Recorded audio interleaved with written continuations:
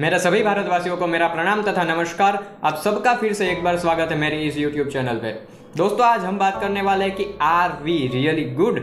हमें लगता है कि हम अच्छे व्यक्ति हैं, तो क्या ये बात सच है या तो फिर हम सिर्फ खुद को दिलासा देने के लिए ये बात बोलते हैं। अगर आपका जीवन किसी सिद्धांत या तो नियमों के अधीन है तो ये अच्छी बात है, और अगर हम बचपन से ही किसी एक पर्टिकुलर सिद्धांत को काफ़ी सालों से फॉलो करते आ रहे हैं तो ये हमारे लिए सबसे बड़ी सिद्धि हो सकती है।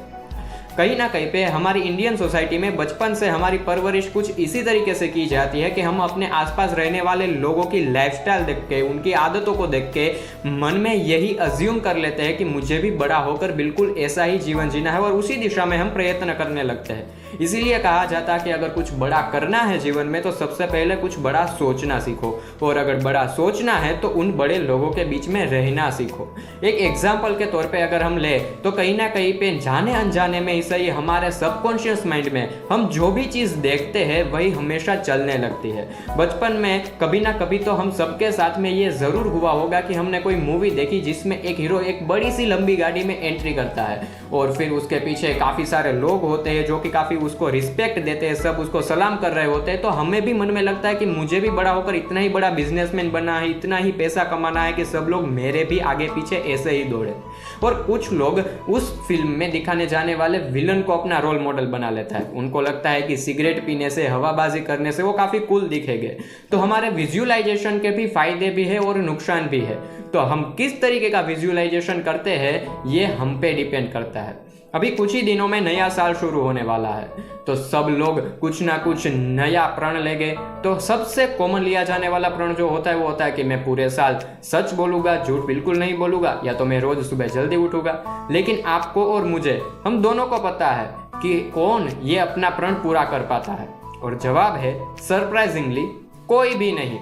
तो इसीलिए कभी भी अगर आप संकल्प करते हैं तो इस तरीके से कीजिए कि आपको उसके बारे में बुरा नहीं लगना चाहिए, वो एक बोझ नहीं लगना चाहिए, आपको उसे पूरा करने में मज़ा आना चाहिए। अगर कभी भी उसमें कोई चूक हो जाती है तो हमने कोई महान पाप कर दिया है, ऐसा बिल्कुल भी हमें फील नहीं होना चाहिए। क्योंकि आज के टाइम पे आप तो क्या, मैं तो क्या, पूरी दुनिया में कोई भी दूध का धुला हुआ नहीं होता। इसीलिए अपने संकल्प के बारे में, अपने सिद्धांतों के बारे में, अपने नियमों के बारे में किसी भी व्यक्ति के आगे गुणगान गाने की कोई ज़रूरत नहीं है।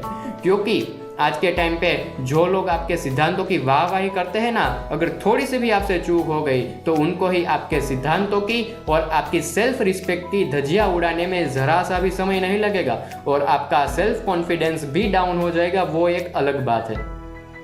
युधिष्ठिर को भी महाभारत में नरोवा कुंजरोवा का सहारा लेना पड़ा था। तो हम तो एक साधारण मनुष्य है और ऊपर से कलयुग में जीवन जी रहे हैं, तो हमारे लिए एक सिद्धांतपूर्ण जीवन जीना काफ़ी कठिन बन जाता है। अब हम अच्छे व्यक्ति है या बुरे व्यक्ति है ये कौन डिसाइड करता है? हम खुद?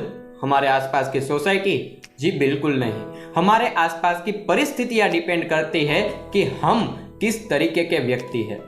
अगर आप एक सिनारियो सोचिए कि जहां पर एक व्यक्ति रास्ते पे चल रहा है, रास्ता बिल्कुल सुनसान है, आगे पीछे देखने वाला कोई भी नहीं है, और उसको रास्ते में 10 लाख रुपए का एक पूरा बैग मिलता है, लेकिन फिर भी वो अपना ईमान नहीं डगमगाता और ऑनेस्टी दिखाकर सारे के सारे पैसे, एक भी पैसे को हाथ लगाए बिना ही पुलिस स्टेशन में जमा करा देता है। तो हम सब उसके चारित्र्य की मिसालें देने लगेंगे। दूसरे दिन न्यूज़ में उसका नाम छपेगा, सब लोग उसकी वाहवाही करेंगे। लेकिन दूसरा सिनारियो सोचिए कि जहाँ पर वही व्यक्ति है, आसपास देखने वाला कोई भी नहीं है, लेकिन उसी के घर पे बीवी बच्चे भूखे बैठे हैं, बूढ़े माँ बाप का इलाज चल रहा है, डॉक्टर को पैसे देने के लिए भी घर में एक फूटी कौड़ी नहीं है, खुद की जेब में एक फूटी कौड़ी नहीं है, दवाई लेने के पैसे नहीं है, तब वो पूरे 10 लाख में से सिर्फ 10,000 रुपये निकाल लेता है और बाकी के पैसे जमा करा देता है। तो क्या हम उसके चारित्र को बुरा बोल देंगे? आप खुद ही इसके बारे में सोच के देखिए, क्योंकि उस समय उसके सिद्धांतों से ज़्यादा अपने परिवारजनों की जीवन की कीमत ज़्यादा होती है। तो हम किस परिस्थिति में दिल की सोचते हैं और किस परिस्थिति में दिमाग से सोचते हैं, यही बात हमारे डिसीजन में से हमें अच्छा या तो बुरा व्यक्ति बनाती है। तो क्या इसका मतलब ये होता है कि हम मुखौटा पहन ले, अंदर से कुछ और बाहर से कुछ दिखाए? बिल्कुल नहीं। क्योंकि सोच समझ के कोई भी निर्णय लेना और जानबूझ के कोई भी निर्णय लेना, इन दोनों वस्तु में काफ़ी ज़्यादा अंतर होता है, और यही अंतर हमें समझने की ज़रूरत है। हम क्या सोचते हैं इसके बारे में दूसरे किसी भी व्यक्ति को बताने की बिल्कुल जरूरत नहीं है, क्योंकि आजकल आरजे कार्तिक की काफी फेमस लाइन तो आपने सुनी होगी कि लोग अमरूद खरीदने बाजार में जब जाते हैं तब पूछते हैं कि ये मीठे हैं या नहीं, लेकिन घर पे आके उसी को काट के उस पे मिर्च मसाला लगा कर खाते हैं। तो कहने की बात सिर्फ इतनी है कि इस दुनिया में सब व्यक्ति के देखने का नजरिया अलग अलग होता है।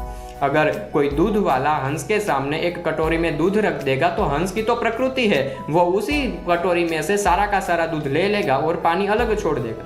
तब काफी लोग हंस की इस कला की वाहवाही करेंगे, उसकी प्रशंसा करेंगे, लेकिन कुछ लोग ऐसे भी होंगे जो दूध वाले की निंदा करेंगे कि ये दूध वाला कैसा है, दूध में पानी मिलाता है। तब इस सिचुएशन में अगर आप होते तो आप क्या सोचते, ये खुद से एक बार सवाल पूछना और फिर दूसरा सवाल पूछना कि एम आई गुड, और अगर जवाब मिले यस तो फिर से एक बार सवाल पूछना एम आई गुड इनफ, और फिर निकल जाना खुद ही की खोज में। हम सब जानते हैं कि अहिंसा परमो धर्म, हिंसा करना गलत बात है, लेकिन क्या हम यही बात हमारे देश की बॉर्डर पर खड़े हुए जवान को समझाने के लिए चाहते हैं कि अगर दुश्मन तुम्हें एक गोली मारता है तो सीना चौड़ा करके सामने खड़े रह जाओ और दूसरी गोली आने का वेट करो? नहीं, क्योंकि हमें पता है कि जिस भाषा में प्रश्न पूछा गया हो उसी भाषा में जवाब देना भी उतना ही अति आवश्यक बन जाता है। हमारी गुजराती में कहावत है कि बोले तेना बोर वेचाए, यानी कि जो बोलेगा उसका सामान बिकेगा, उसका मुनाफा होगा। और दूसरी कहावत भी है कि न बोलवामा नव गुण, यानी कि अगर आप नहीं बोलोगे, आप चुप रहोगे तो उसी में आपका भला है।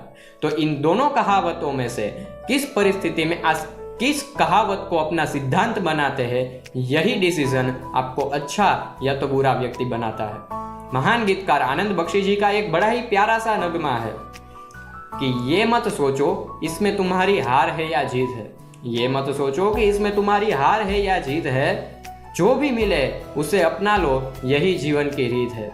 ये जिद छोड़ो यूं ना तोड़ो, ये पल एक दर्पण है, यूं ना छोड़ो यूं ना तोड़ो, ये पल एक दर्पण है, और यही जीवन है, यही जीवन का रंग रूप है।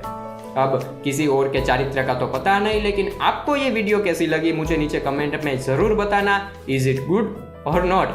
आप सबके सजेशंस मुझे काफ़ी मोटिवेशन देते हैं। इस वीडियो को लाइक कीजिए, शेयर कीजिए, इस चैनल को सब्सक्राइब करके रख दीजिए, और फिर से मिलेंगे काफ़ी जल्द ही।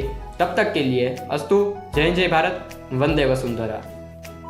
हम सब जानते हैं कि आज के टाइम पे सबसे ज़्यादा डिमांड आईटी फील्ड में है, तो अगर आप भी अपना फ्यूचर आईटी फील्ड में बनाना चाहते हैं तो नीचे डिस्क्रिप्शन में रॉयल टेक्नोसॉफ्ट की वेबसाइट की लिंक दी गई है, आप उस पर जाकर विजिट कर सकते हैं। और अगर आप इंजीनियरिंग स्टूडेंट हैं, आपको गेट एग्जाम से रिलेटेड या तो स्टडी से रिलेटेड या तो स्कॉलरशिप से रिलेटेड कोई भी इन्फॉर्मेशन चाहिए तो डिस्क्रिप्शन में इट्स मी यामी चैनल की यूट्यूब लिंक दी गई है, आप उसको जाके सब्सक्राइब कर दीजिए। और अगर आप गुजराती है, आपको इंजीनियरिंग में एडमिशन से लेकर स्टडी से लेकर स्कॉलरशिप से A to Z सारी इंफॉर्मेशन चाहिए तो उसके लिए जागरूक आवाज को सब्सक्राइब करके रख दीजिए। Thank you for watching.